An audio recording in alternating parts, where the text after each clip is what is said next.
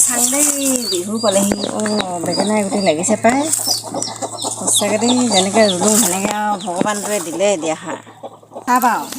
লোকে এতিয়া মোক এনেই কৈছে বুলি ভাবিবি সঁচাকৈ চাই ফোন যাম বেঙেনা যেনেকৈ ৰুলোঁ সেনেকৈ হ'ল সেইকাৰণে খেতি কৰিব লাগে দেই মানুহে পৰাপক্ষত যে খেতি কৰিব লাগে দেই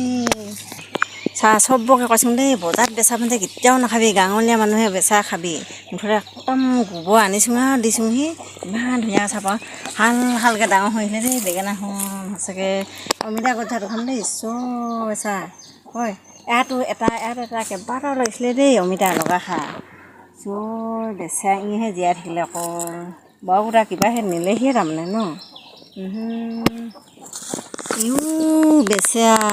এয়া আকৌ এনেকুৱা ৰখা হ'ব লাগিছে ন দেহি ইমান কষ্ট ৰুলোহি ভেকুৰি বেঙেনা ব্লাউজ দি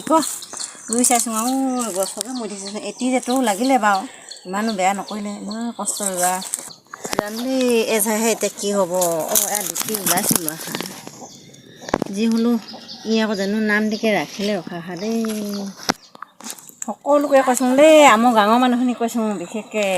যদি বেঙেনা নাই লাও নাই নিবিহি আমুকৰ পৰা কৈছোঁ মানে লাইক কৰিলে ঘৰতে চব ঘৰে দিমগৈ নামটো কৰি দিবি কোনে কৈছে মানে জানিমেই গাঁৱৰ মানুহ চিনি পাওঁৱেই বাৰু এতিয়া মই চবকে কৈছোঁ দেই এনেকেই মঙলবাৰে বিহু হ'লেই বজাৰো কৰিবিগৈ যদিহে বজাৰত নাপাওঁ তেতিয়াহ'লে আমুকলৈকে আহিবি মই দিম চবকে দিম এটিও দিম বিহু বুলি ৰুলোঁ যেনেকৈ ভগৱানটোৱে সেনেকৈ দিলে আৰু এতিয়া যে বৰকৈ নালাগিলে বাৰু লগা